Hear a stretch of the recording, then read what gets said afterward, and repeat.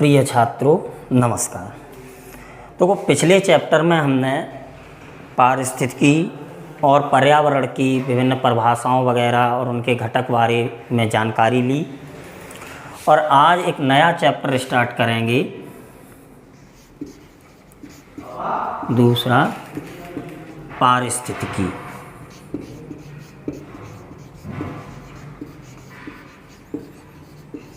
Ecology, ecology, ठीक। पारिस्थितिकी देखो, जैसे समाज की अर्थव्यवस्था को समझने के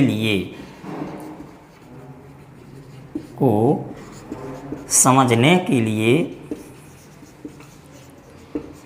अर्थशास्त्र का ज्ञान होता है और अर्थशास्त्र को इंग्लिश में भी कहते हैं इकोनॉमिक्स। वैसे ही पारिस्थितिकी से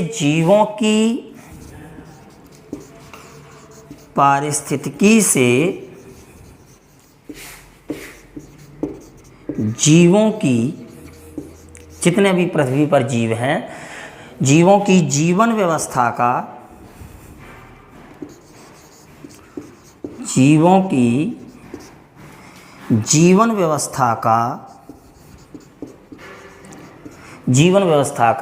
अर्थशास्त्र समझते हैं।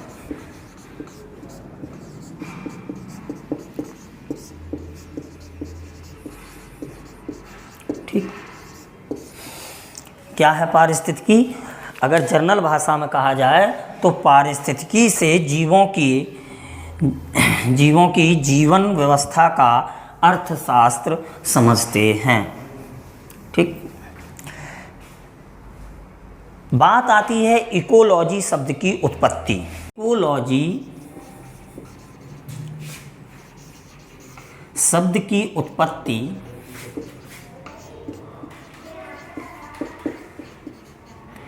ग्रीक भाषा से है। किससे है? ग्रीक भाषा से। ठीक है। अब किस शब्द से है? तो ओइकोस शब्द से उत्पत्ति है।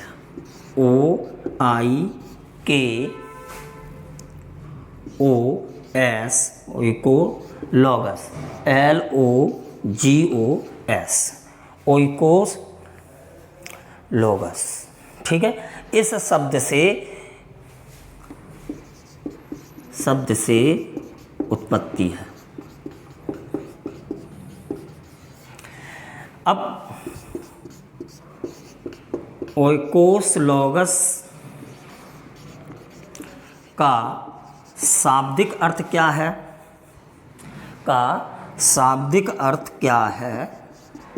अगर बात आ जाए तो इसके दो अर्थ हैं।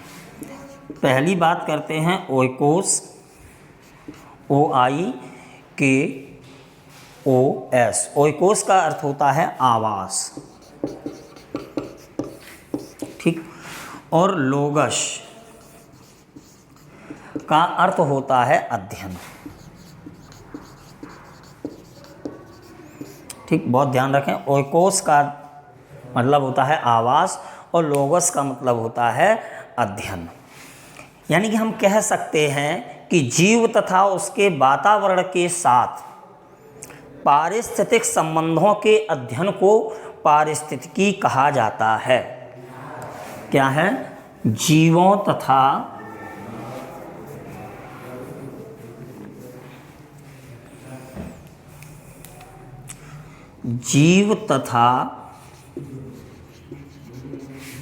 उसके वातावरण, जीव तथा उसके वातावरण के साथ पारिस्थितिक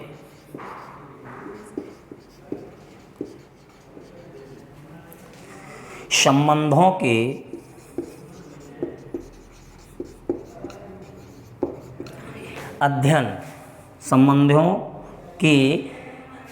अध्ययन को या अध्ययनों को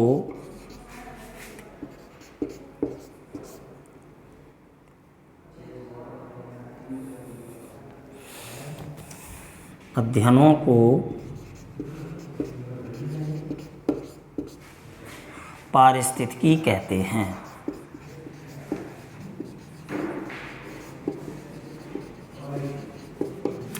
अब बात आती है कि ये सभी पुस्तकों में परिभाषा लिखी होती है क्या, कि जीव तथा उसके वातावरण के साथ पारिस्थितिक या पारस्परिक ये भी कह सकते हैं, पारस्परिक वातावरण के साथ पारस्परिक संबंधों के अध्ययनों को पारिस्थितिकी कहते हैं। ये बात कही किसने? तो ये बात सबसे पहले हैकल महोदय ने कही। किसने कही? हैकल महोदय ने। क्या कहा था? कि जीव तथा उसके वातावरण के साथ पारस्परिक संबंधों के अध्ययनों को पारिस्थितिकी कहते हैं। अब बात आती है कि सबसे पहले पारिस्थितिकी शब्द का प्रयोग किसने किया? तो पारिस्थितिकी शब्द का प्रयोग सबसे पहले 1868 में रीटर नामक वैज्ञानिक ने या पर्यावरणविद ने किया था, और इसने इसको इकोलॉजी ना कह के ओइकोलॉजी कहा था, यानी कि OE, ध्यान देना स्पेलिंग, KOLOGIE, ओइकोलॉजी, इस शब्द से इसको नवाजा था। ठीक है। दूसरी बात आती है कि अर्नेस्ट हैकल ने, किसने? अर्नेस्ट हैकल्स ने, अर्नेस्ट हैकल ने, ठीक है, कब? 1869 में। ठीक है। सर्वप्रथम पारिस्थितिकी शब्द की पूर्ण व्याख्या की। पारिस्थितिकी शब्द की पूर्ण व्याख्या की।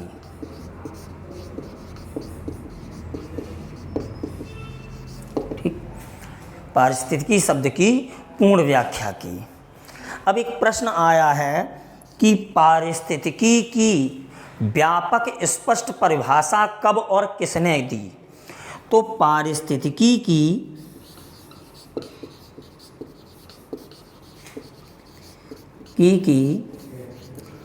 व्यापक एवं स्पष्ट परिभाषा स्पष्ट परिभाषा 1936 में टेलर ने दी थी।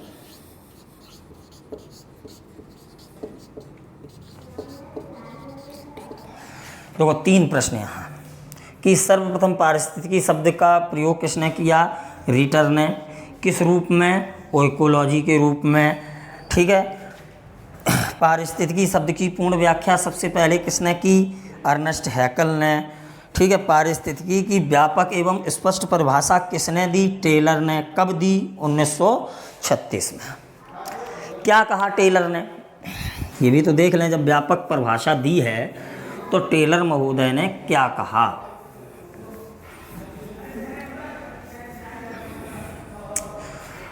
तो टेलर ने कहा पारिस्थितिकी समस्त जीवों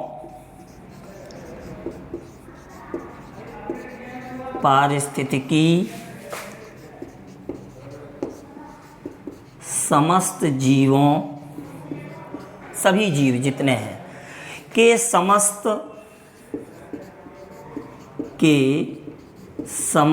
पर्यावरण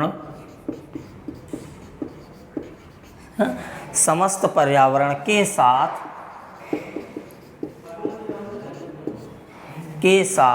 सभी प्रकार के संबंधों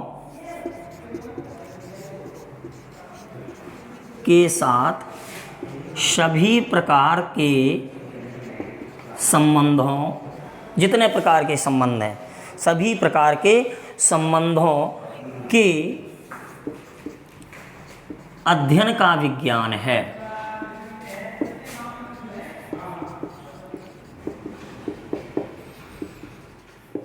ठीक, ये बात किसने कही? टेलर ने। क्या कहा? कि पारिस्थितिकी समस्त जीवों के समस्त पर्यावरण के साथ सभी प्रकार के संबंधों के अध्ययन का विज्ञान है। अच्छा, अब हैकल ने जब इसको पूर्ण रूप से परिभाषित किया तो क्या कहा था? तो बात करते हैं हैकल की डेफिनेशन की। तो किसी भी जीव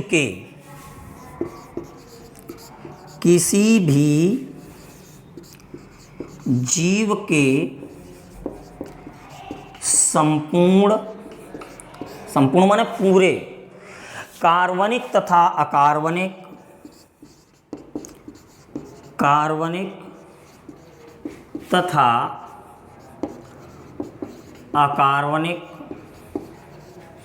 दोनों तरह के वातावरण के,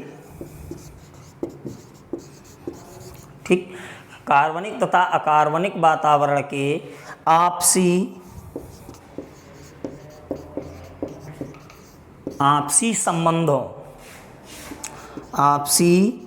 संबंध को पारिस्थितिकी कहते हैं।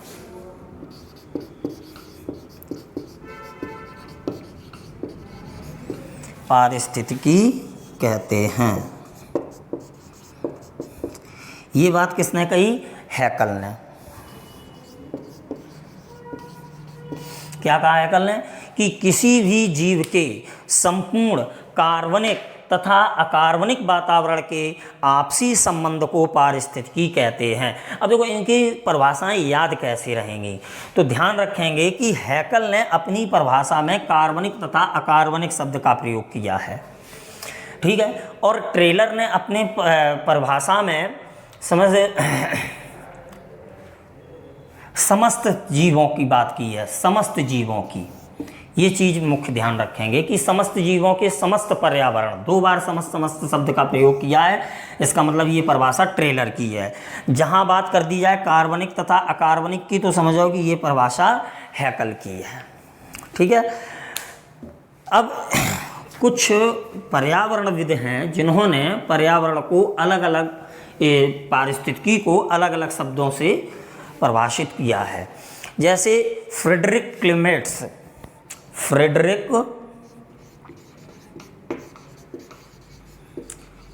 ये भी एक पर्यावरणविद हैं, क्लेमेंट्स।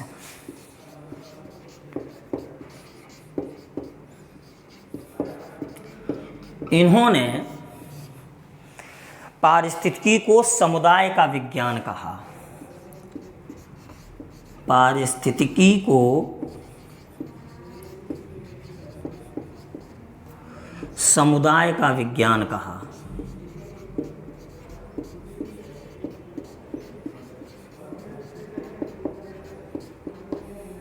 ठीक, समुदाय का विज्ञान। दूसरे आते हैं आपके चार्ल्स एल्टन।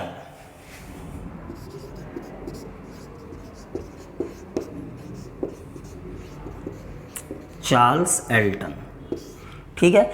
इन्होंने वैज्ञानिक प्राकृतिक अध्ययन की संज्ञा दी। पारिस्थितिकी को क्या कहा?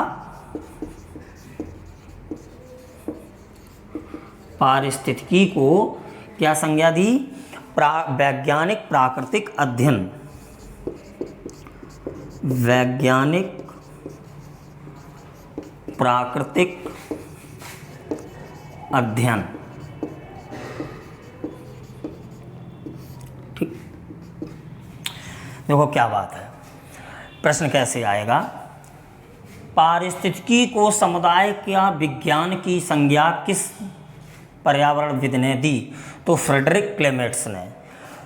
पारिस्थितिकी को वैज्ञानिक प्राकृतिक अध्ययन की संज्ञा किसने दी? तो चार्ल्स एल्टन ने, ठीक। अब कुछ इसमें फादर्स पूछे जाते हैं, इकोलॉजी में बहुत अच्छे प्रश्न आते हैं, उनकी बात करते हैं। तो सबसे पहले देखते हैं विश्व पारिस्थितिकी के जनक। विश्व पारिस्थितिकी के जनक, यानी कि इंग्लिश में अगर हम कहना चाहें तो father of world ecology. Father of world ecology,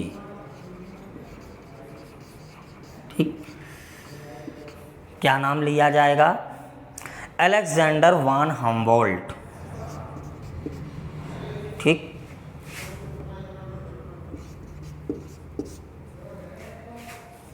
Alexander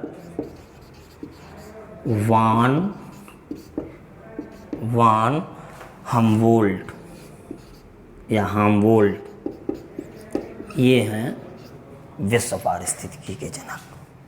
ठीक, दूसरा प्रश्न यहीं से आता है, आधुनिक पारिस्थितिकी के जनक।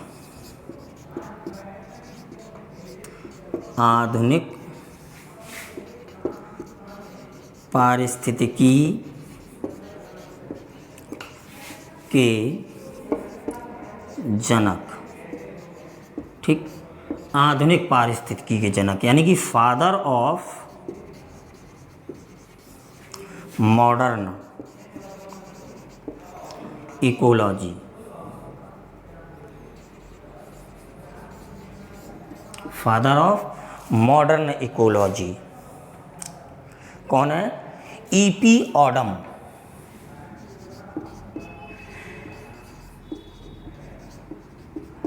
ईपी ऑडम।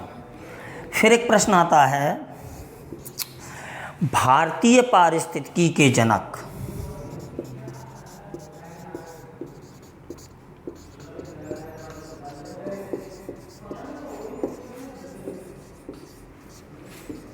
के जनक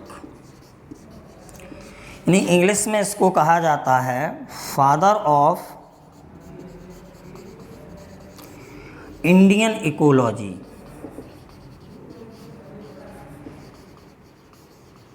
ठीक, father of Indian ecology professor कौन होते? रामदेव मिश्रा। रामदेव मिश्रा। तो तीनों प्रश्नों में अंतर है। विश्व पारिस्थितिकी के जनक father of world ecology Alexander von Humboldt. अगला प्रश्न आएगा, अगर आता है कि आधुनिक पारिस्थितिकी के जनक यानी फादर ऑफ मॉडर्न इकोलॉजी, तो ईपी ऑडम। अगला प्रश्न आता है भारतीय पारिस्थितिकी के जनक फादर ऑफ इंडियन इकोलॉजी यानी कि प्रोफेसर रामदेव मिश्रा। प्रोफेसर रामदेव मिश्रा। प्रश्नों पे इन पे ध्यान रखना, बहुत अच्छे प्रश्न हैं। अगला इसमें आता है एक और प्रश्न कि इनमें शब्द ना लगे हों कि विश्व पारिस्थितिकी के जनक बताएं या भारतीय पारिस्थितिकी के जनक बताएं या आधुनिक पारिस्थितिकी के जनक बताएं। तो साधारण तौर पर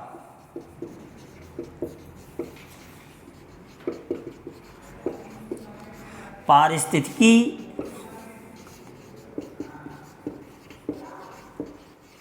शब्द का प्रयोग तथा उसके पिता कौन माने जाते हैं? साधारण तौर पर अर्नेस्ट हैकल। ठीक, मतलब शब्द ना लगा हो कि हमें विश्व पारिस्थितिकी के जनक बताएं या उसमें शब्द ना लगा हो कि हमें भारतीय पारिस्थितिकी के जनक बताएं या आधुनिक पारिस्थितिकी के जनक बताएं। इस तरह का ना जब प्रश्न लगा हो तो केवल ये पूछा जाए कि पारिस्थितिकी के जनक कौन हैं, तो हम आंसर लगा देते अर्नेस्ट हैकल। एक प्रश्न आया हुआ है कि पारिस्थितिकी को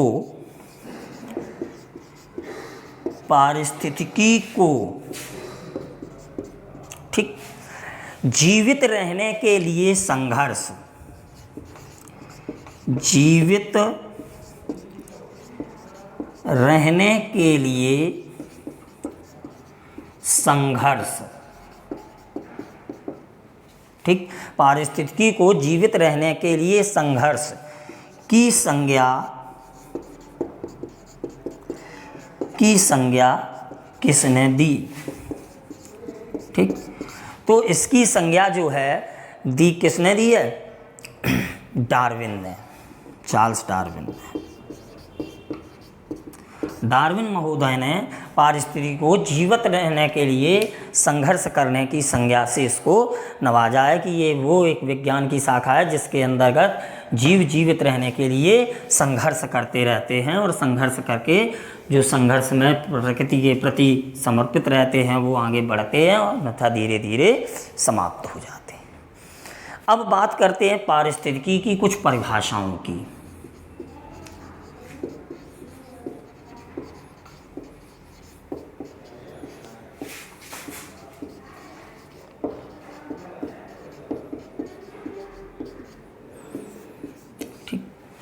पहली डेफिनेशन देखते हैं। पारिस्थितिकी को जीवों तथा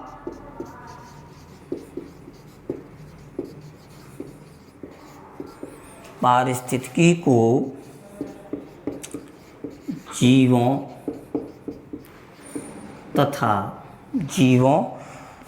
तथा या अथवा कर दें, अथवा जीव समूहों, ठीक, पारिस्थितिकी को जीवों अथवा जीव समूहों तथा पर्यावरण के बीच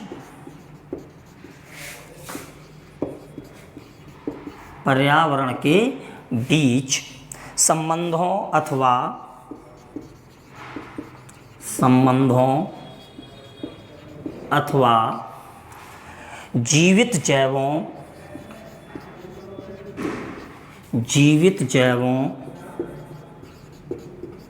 ठीक, एवं उनके पर्यावरणों के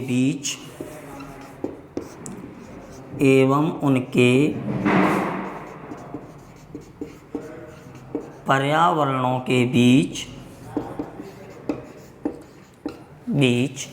अंतर संबंधों, ठीक है, अंतर संबंधों का विज्ञान है।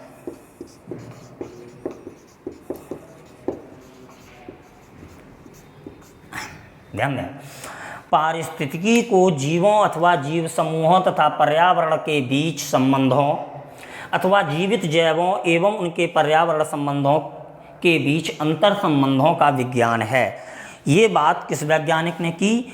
ई.पी. ऑडम ने। किसने? ई.पी. ऑडम। ई.पी. ऑडम नामक वैज्ञानिक जो थे, पर्यावरणविद थे, उन्होंने ये परिभाषा दी थी। दूसरी देखते हैं, पारिस्थितिकी वह विज्ञान है, पारिस्थितिकी वह विज्ञान है, कैसा विज्ञान है? जो पर्यावरण के संदर्भ में,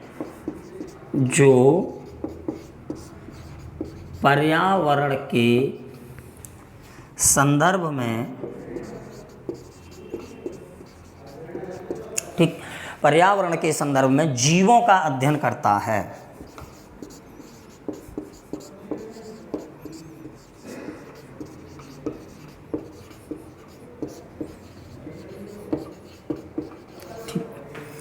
पारिस्थितिकी वह विज्ञान है, कौन विज्ञान है? जो पर्यावरण के संदर्भ में जीवों का अध्ययन करता है। ये बात कही है मुरे ने।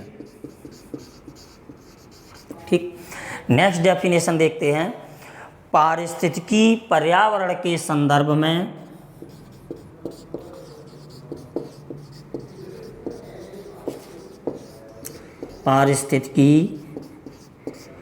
पर्यावरण के संदर्भ में, ठीक, पारिस्थितिकी पर्यावरण के संदर्भ में पौधों एवं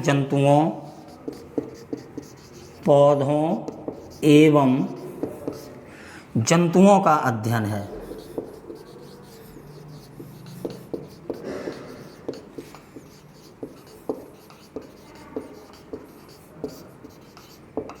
ठीक, पौधों एवं जंतुओं का अध्ययन है। ये बात किसने कही? हगेट ने। ठीक, हगेट नामक वैज्ञानिक थे, इन्होंने कहा।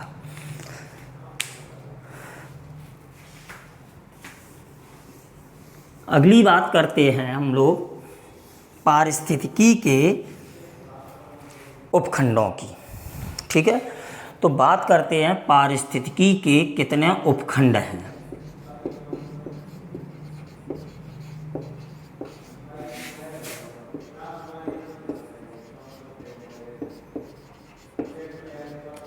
उपखंड, पारिस्थितिकी के उपखंड। ठीक है, तो देखो जीव विज्ञान के आधार पर अगर हम देखें तो पारिस्थितिकी को दो उपखंडों में विभाजित किया गया है। किसके आधार पर? जीव विज्ञान के आधार पर। ठीक, पहला खंड है पादप पारिस्थितिकी, पादप पारिस्थितिकी यानी प्लांट इकोलॉजी, और दूसरी होती है जंतु पारिस्थितिकी।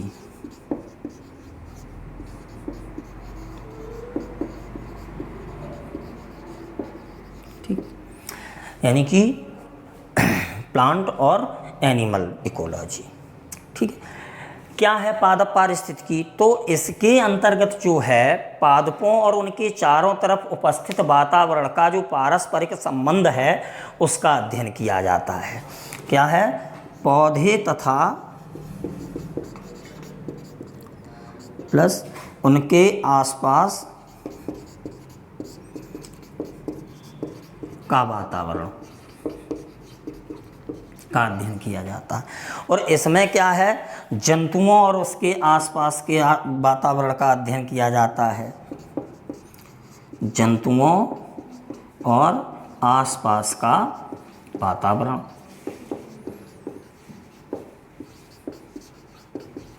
ठीक,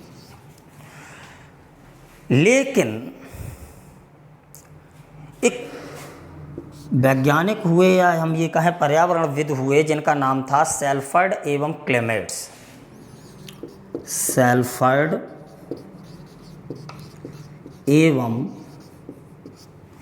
क्लेमेट्स।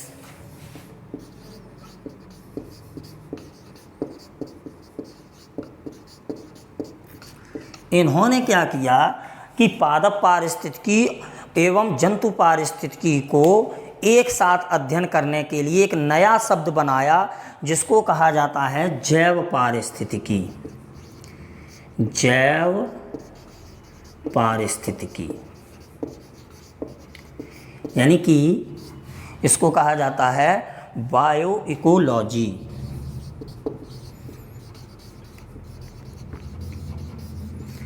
आपसे बात की जाए कि जैव पारिस्थितिकी शब्द की अवधारणा किसने की या जैव पारिस्थितिकी शब्द का प्रयोग सबसे पहले किसने किया, तो सेल्फर्ड एवं क्लेमेट्स ने। यह प्रश्न पूछ दिया जाता बायो इकोलॉजी शब्द की संकल्पना किसने दी, तो सेल्फर्ड एवं क्लेमेट्स ने।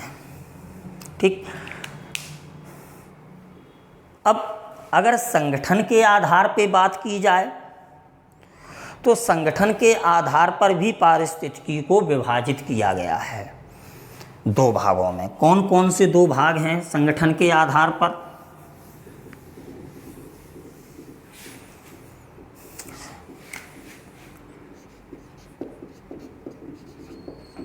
संगठन के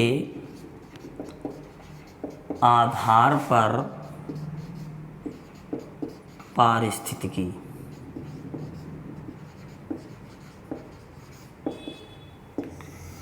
तो पहला खंड है स्वपारिस्थितिकी।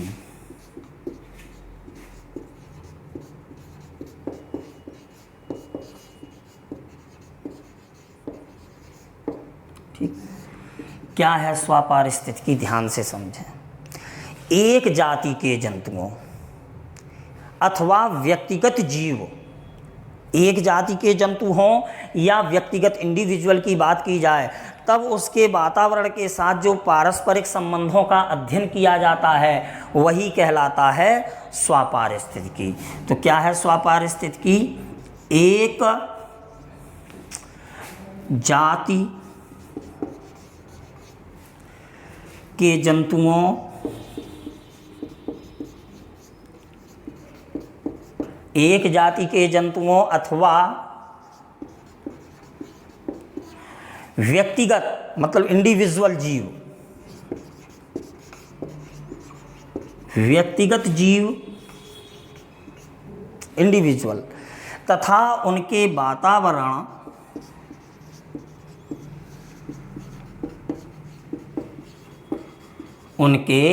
वातावरण से पारस्परिक संबंधों का अध्ययन, वातावरण से पारस्परिक संबंधों का अध्ययन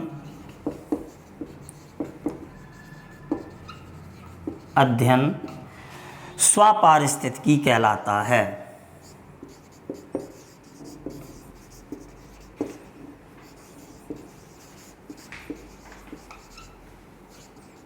ठीक, ध्यान देना, एक जाति के जंतुओं या व्यक्तिगत इंडिविजुअल, जब इसके वातावरण का अध्ययन किया जाता है तो कहलाता है स्वपारिस्थितिकी। दूसरा खंड है समपारिस्थितिकी। समपारिस्थितिकी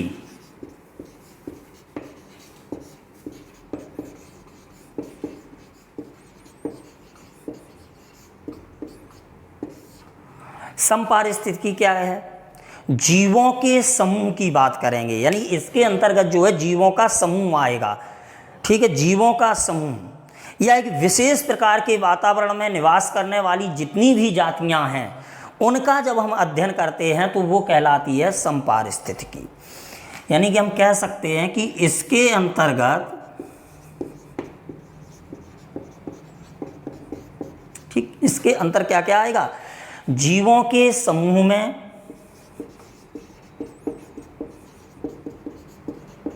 यहां समूह की बात होने लगी, समूह में अर्थात किसी समुदाय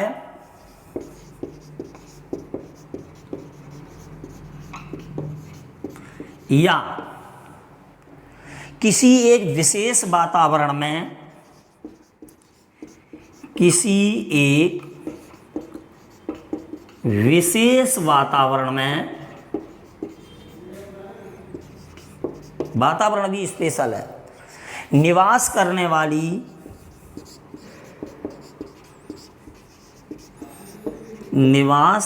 वाली सभी जातियों, ठीक, जितनी भी जातियां हैं का अध्ययन समपारिस्थितिकी कहलाता है।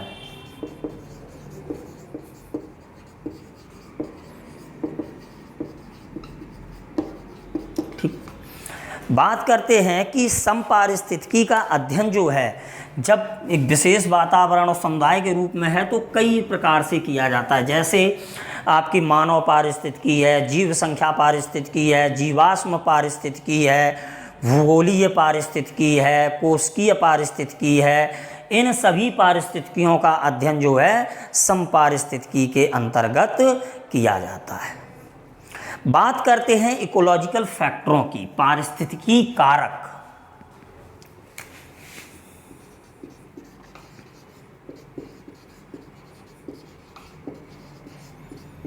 पारिस्थितिकी कारक क्या, कौन से फैक्टर हैं जिनसे हमारा पारिस्थितिक तंत्र चलता है?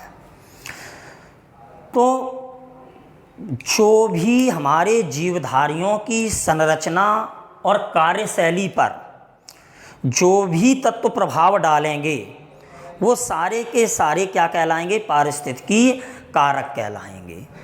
यानी कि जीवधारियों की संरचना,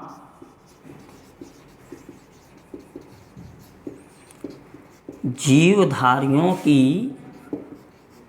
संरचना एवं कार्यों, ध्यान दें, संरचना एवं कार्यों पर प्रभाव डालने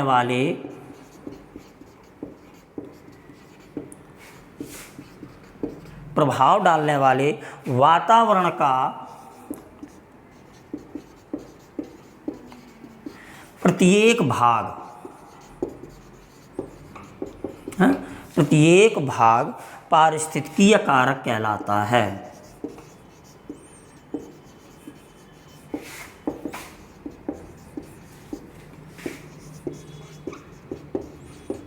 ठीक। और पारिस्थितिकी कारकों को 4 भागों में बांटा गया है। कितने भागों में? 4 भागों में। पहला है जलवायवीय कारक।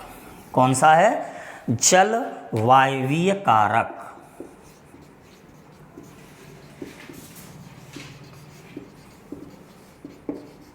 ठीक, जलवायवीय कारक। इसमें क्या है?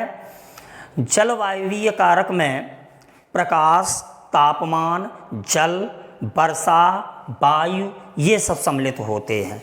इसके अंतर्गत कौन कौन आता है? प्रकाश, लाइट पूछे जाते हैं ये, तापमान, टेम्परेचर।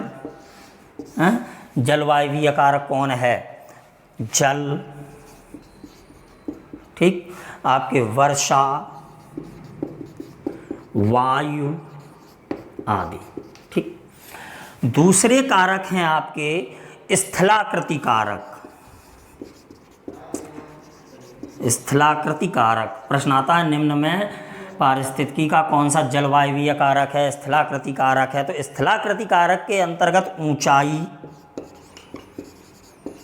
ढलान, है आपके ढलान की दिशा,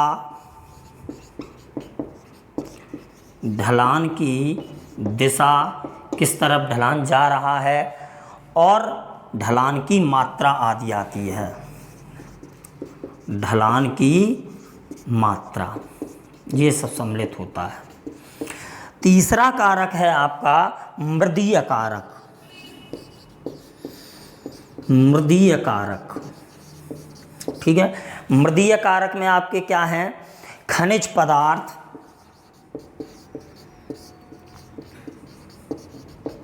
निम्न में कौन से मृदीय कारक हैं? तो खनिज पदार्थ, कार्बनिक पदार्थ,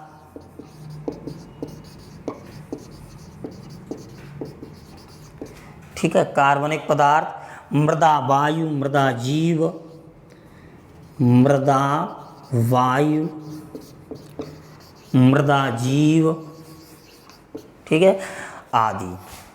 और चौथा कारक आपका है जैविक कारक। चौथा कारक है जैविक कारक। जैविक कारक, तो जैविक कारक में कौन कौन से सम्मिलित हैं? तो जैविक कारक के अंतर्गत अति सूक्ष्म जीव, अति सूक्ष्म जीव, बहुत छोटे छोटे जीवाणु, कवक, जीवाणु, कवक, ठीक है, आपके चरने वाले पशु,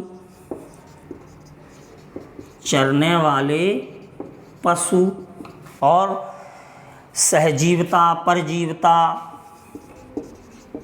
सहजीवता, परजीवता,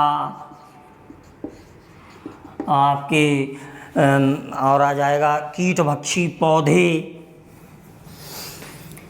कीटभक्षी पौधे